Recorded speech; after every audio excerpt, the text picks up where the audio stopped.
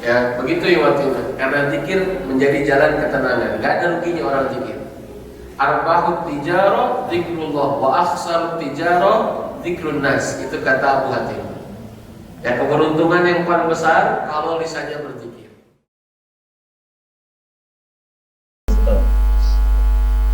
Bismillah. Assalamualaikum warahmatullahi wabarakatuh.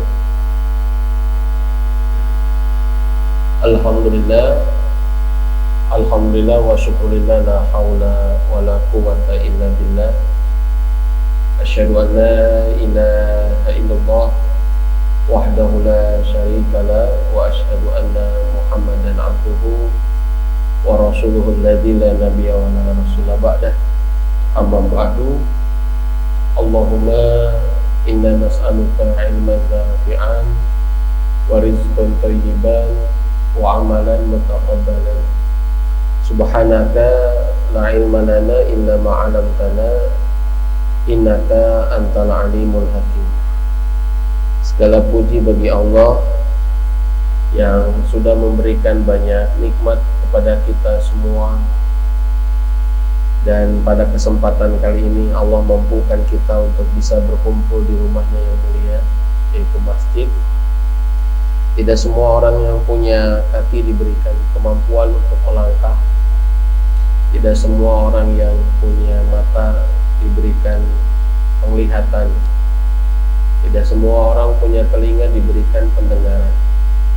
Maka alhamdulillah dengan izin Allah kita diberikan kemampuan untuk bisa hadir di majelis ilmu, dan ini merupakan bagian daripada rasa syukur kita kepada Allah, karena syukur itu adalah pengikat nikmat. Ya, syukur itu pengikat nikmat. Jadi jika nikmat ingin diikat, maka perbanyaklah rasa syukur.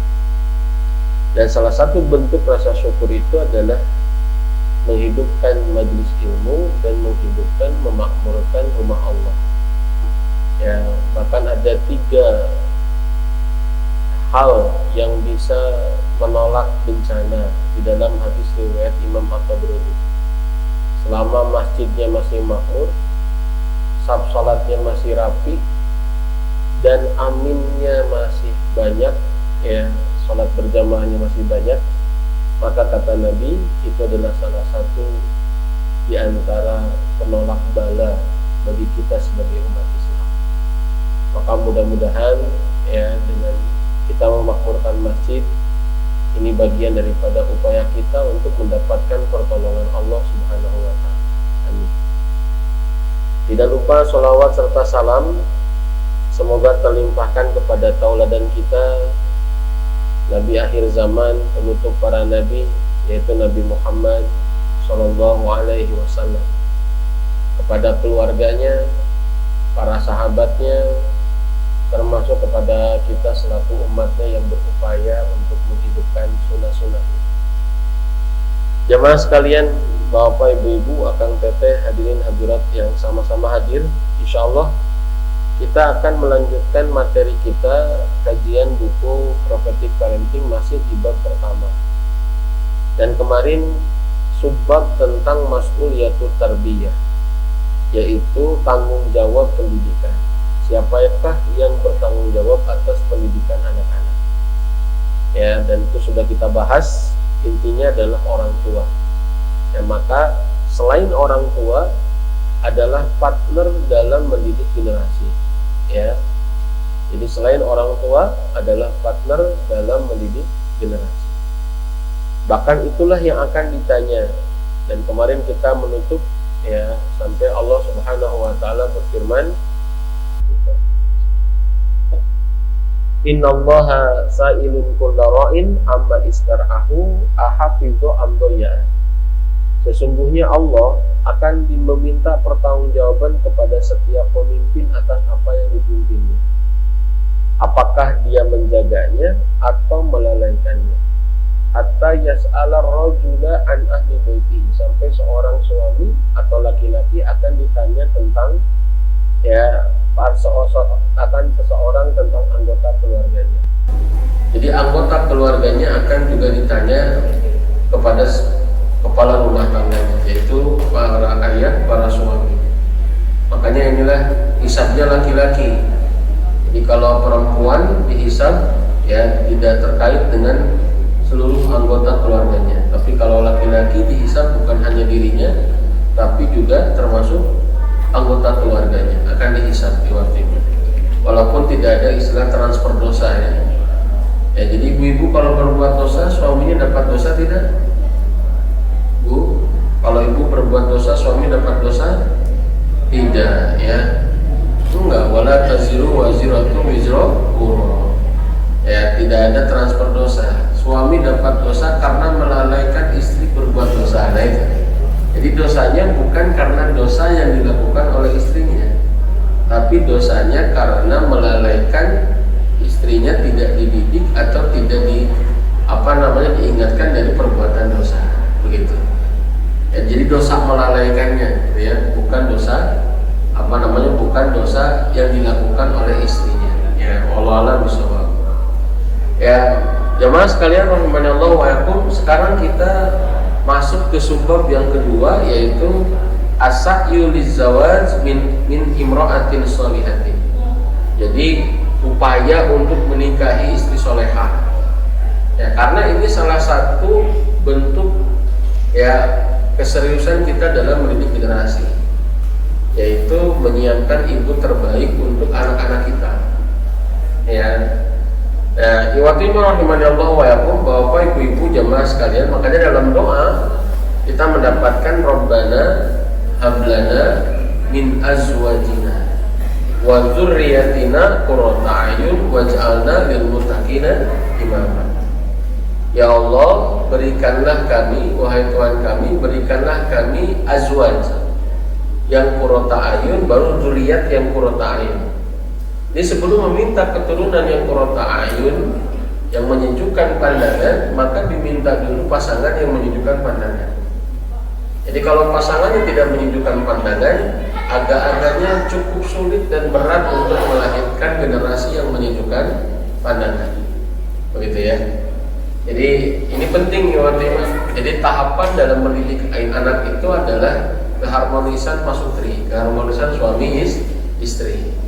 Ya, terlebih lagi dalam mendidik generasi, maka ini prioritas ya teman, jangan sampai terlalaikan ketika kita semangat dalam mendidik anak tapi tidak bisa mengharmoniskan bersama pasangan. Ya, ini penting. Ini jadi tahapannya adalah bagaimana mendidik generasi adalah mengharmoniskan dulu bersama pasangan. Wallahu a'lam bishawab. Ya, makanya doanya Rabbana hablana min azwaj, ya, baru dzurriyyat. Dzurriyyat itu kan keturunan ke bawah ya. Biasanya kalau dzurriyyat keturunan biasanya. Kalau abawat itu adalah nenek moyang. Kalau dzurriyyat itu adalah keturunan. Nah, disebutkan di sini di antara hal-hal yang membantu seorang bapak dalam memberikan pendidikan yang baik kepada anaknya adalah istri solehah yang mengerti akan tugas-tugasnya. Ya, bahkan itulah yang dilakukan oleh Imran kepada Hana. Jadi ketika Maryam ini dilahirkan,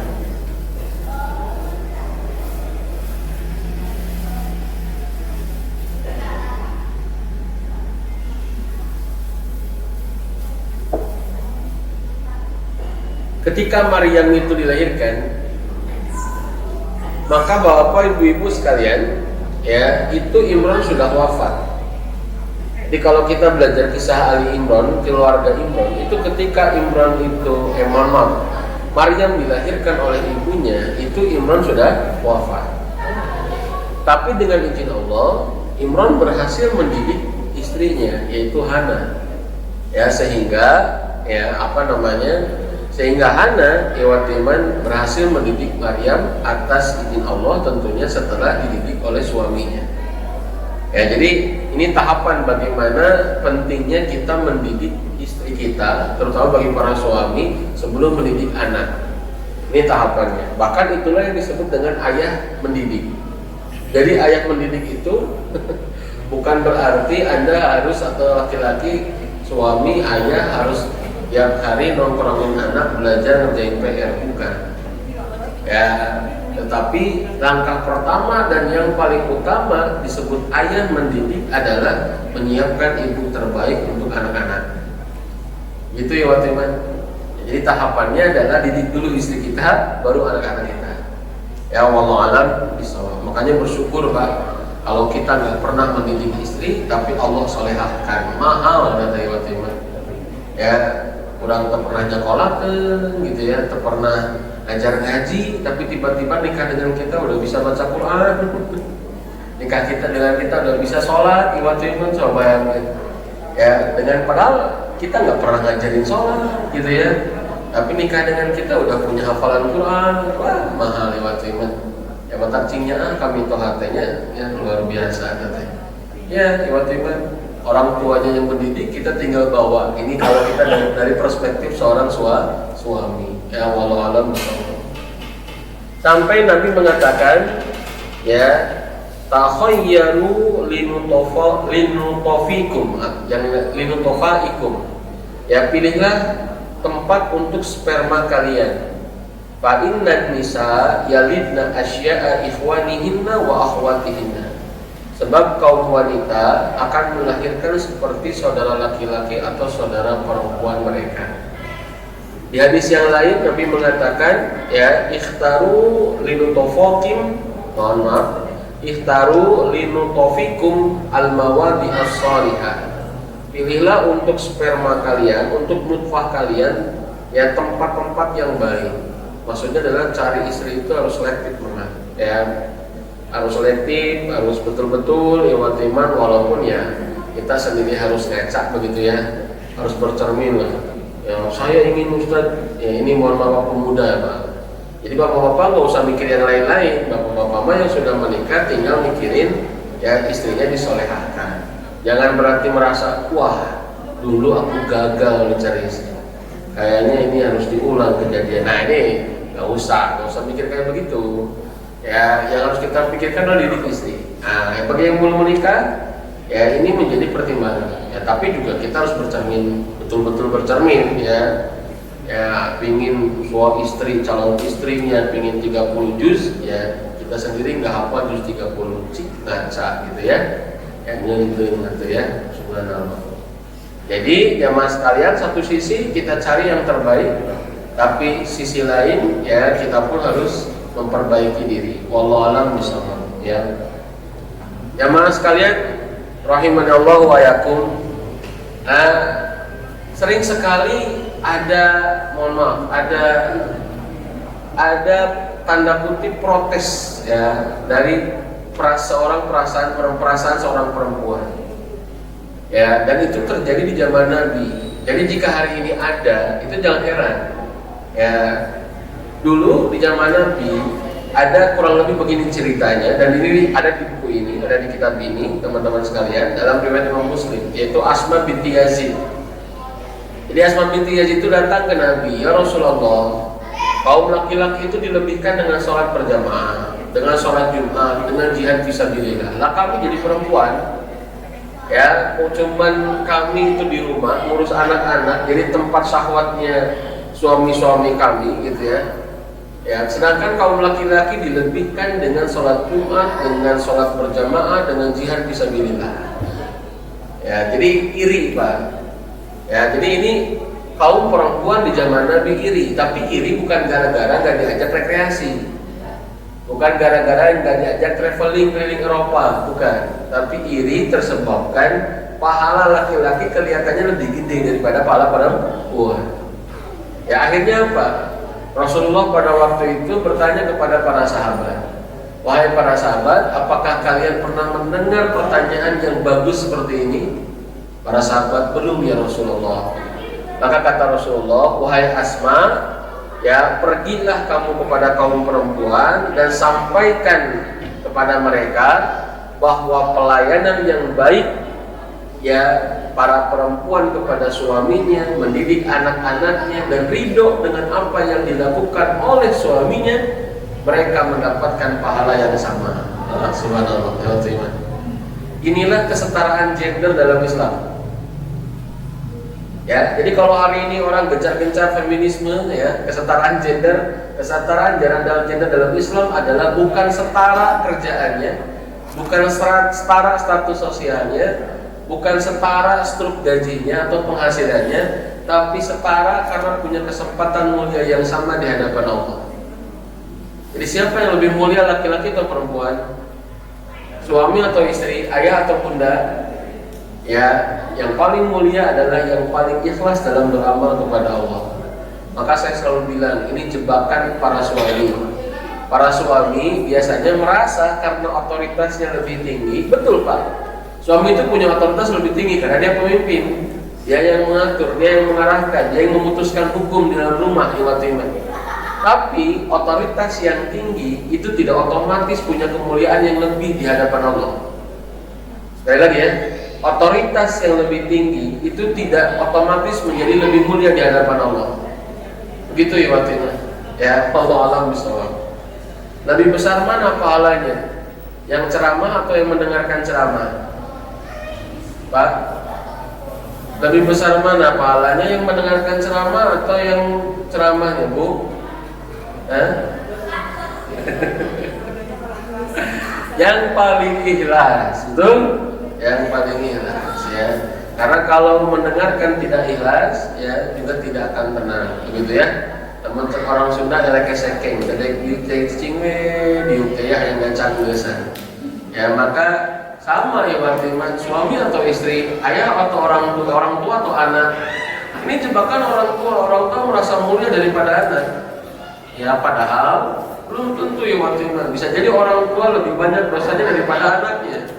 Anak baliknya baru 3 tahun, dosanya belum banyak. Lah kita balik di waktu itu ya sudah lebih daripada 20-30 tahun, dosa kita lebih banyak dari anak-anak kita. Tapi terkadang otoritas yang lebih tinggi sering menjebak. Nah ini termasuk kepada para suami. Wallahu a'lam bishawab, ya. Subhanallah. Apalagi anak belum balik, ya. Anak belum balik berbuat salah tidak dosa, tapi orang tua zalim ke anak dalam menghadapi kesalahan anak dosa. Ya lagi ya. Anak belum balik berbuat salah belum ditulis dosa. Orang tua zalim ke anak karena tersebabkan salah menyikapi kesalahan anak dosa. Ya waktu terhitung dosa Pak. Ya, alhamdulillah ya. Oleh karena itu waktu iman ya di sini sebutkan seorang wanita yang telah menjadi seorang ibu, salah satu kewajiban kepada suaminya adalah mendidik anak sebaik-baiknya dengan penuh kesabaran, kelembutan dan kasih sayang. Nah ini ya wallahu a'lam bishawab. Bahkan faktanya menunjukkan dalam buku Segenggam Iman untuk Anak Kita karangan Muhammad Fawzil Adin, 30% depresi anak disebabkan komunikasi yang tidak sehat dengan ibu, begitu. Jadi 30% depresi anak ya itu disebabkan komunikasi yang tidak sehat dengan ibu. Dan seorang ibu yang berkomunikasi dengan anak sangat dipengaruhi dengan kondisi komunikasi dengan suaminya, begitu ya. Subhanallah. Ya, jadi komunikasi yang sehat antara suami dengan istri itu berpengaruh bagi seorang istri dalam merilekskan pendidikan anak. Jadi kalau dengan suaminya banyak masalah, itu insya Allah bisa dipastikan ke sebagian besar berkomunikasinya tidak sehat dengan anaknya di waktu itu.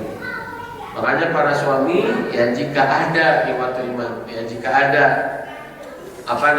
kondisi istri ya yang kurang baik terhadap anak-anak kita, maka itu isyarat tentang kualitas komunikasi kita bersama dia.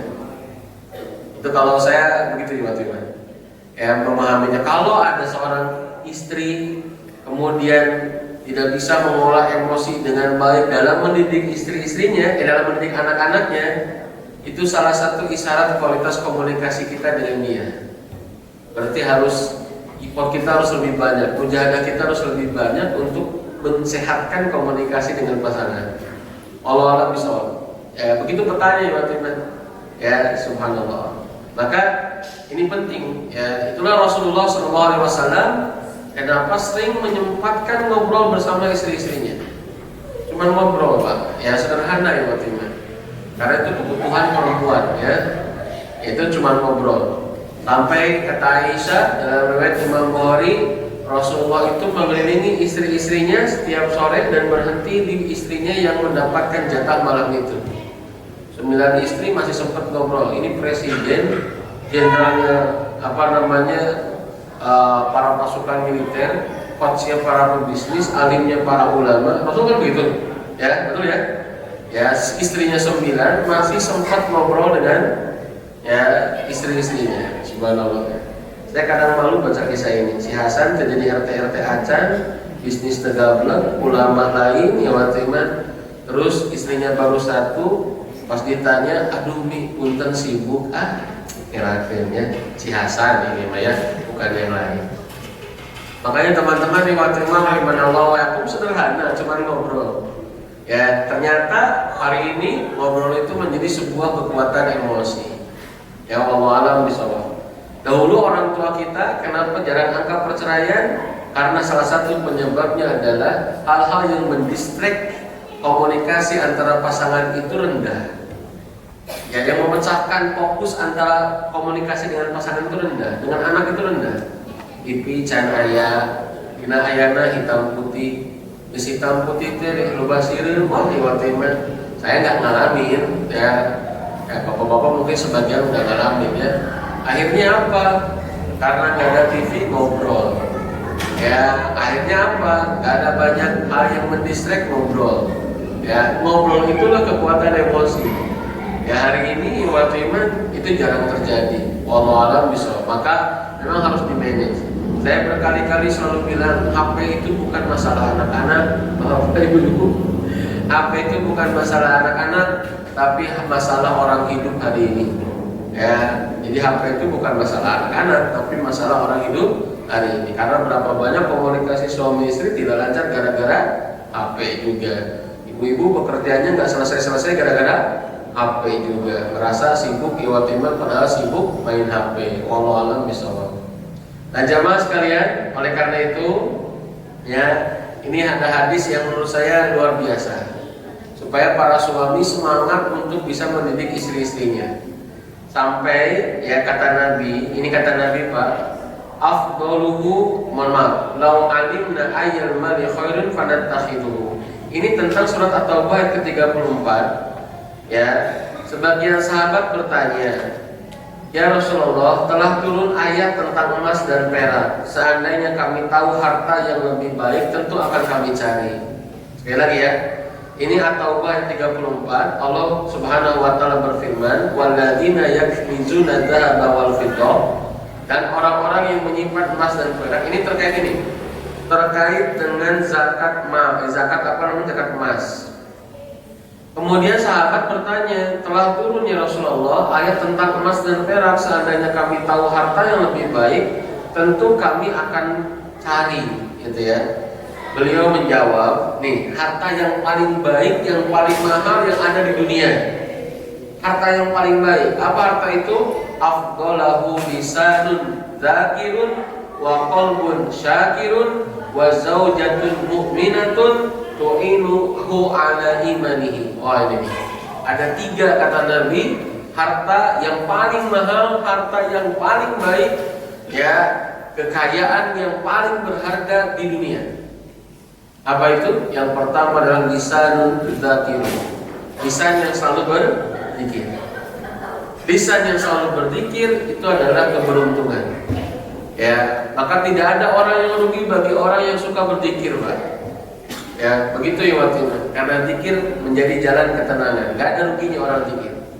Arbahut tijarah zikrullah wa akhsarut tijarah zikrun nas. Itu kata Abu Hatim. Ya, keberuntungan yang paling besar kalau lisannya berzikir. Kerugian yang paling besar kalau mengingat manusia. Ya, jadi keberuntungan yang paling besar yaitu zikrullah, mengingat Allah.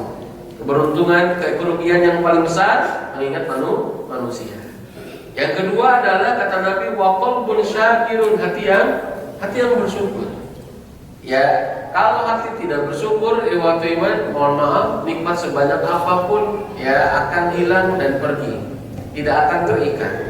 Jadi sakapun mah Pak, urang teh sarasa sibuk asa kurang wae, karena nu aya teh teu ditalian. Tidak diikat iwat iman.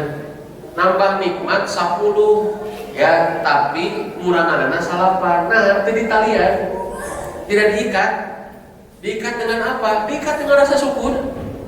Ada orang yang nikmatnya cuma 5 iwat iman. Ya nambahnya cuma 1, nambahnya 1 Pak. Ya, tapi ditalian anggar genep tah. Bisa dipahami kan? Ini kalau diangkakan, ada orang setiap bulan, setiap tahun nambah nikmatnya 20, tapi nguranganna 18 iwat iman. Nah, tadi talian bersyukur jadi we hiji. Ada orang yang cuma dapat iwat iman nikmatnya cuma 5, cuma 6. Sabulan, setahun nambahnya hiji, tapi di talian bersyukur genep tah hasilnya. Ya makanya kenapa nanti kita dapatkan hadis, barang siapa yang yabna Adam, wahai anak Adam, tafarraq li ibadati, fokuskan ibadah kalian untuk kata Allah. Kalau kalian fokus ibadah, akan aku berikan rezeki dari arah yang tidak disangka-sangka dan akan diberikan kekayaan di depan dua matanya. Ingat hadis itu riwayat Ibnu Majah. Dan Nabi dan Allah berfirman, jika kalian disibukkan dengan urusan dunia, lalai dengan ibadah, aku berikan rezeki sesuai dengan kecukupan kalian, dan di depan dua mata kalian selalu merasa fakir. Kenapa? Karena orang yang beribadah adalah orang yang mengikat nikmat. Ya, orang yang bersyukur ya waktu itu. Ya, makanya kalau itulah yang diminta oleh Nabi Sulaiman. Nabi Sulaiman punya harta, punya tahta, punya istana, punya banyak wanita, istrinya 80 ya waktu itu. Istrinya dalam riwayat Imam Bukhari. Ya, bahkan pernah digilir istrinya dalam satu malam.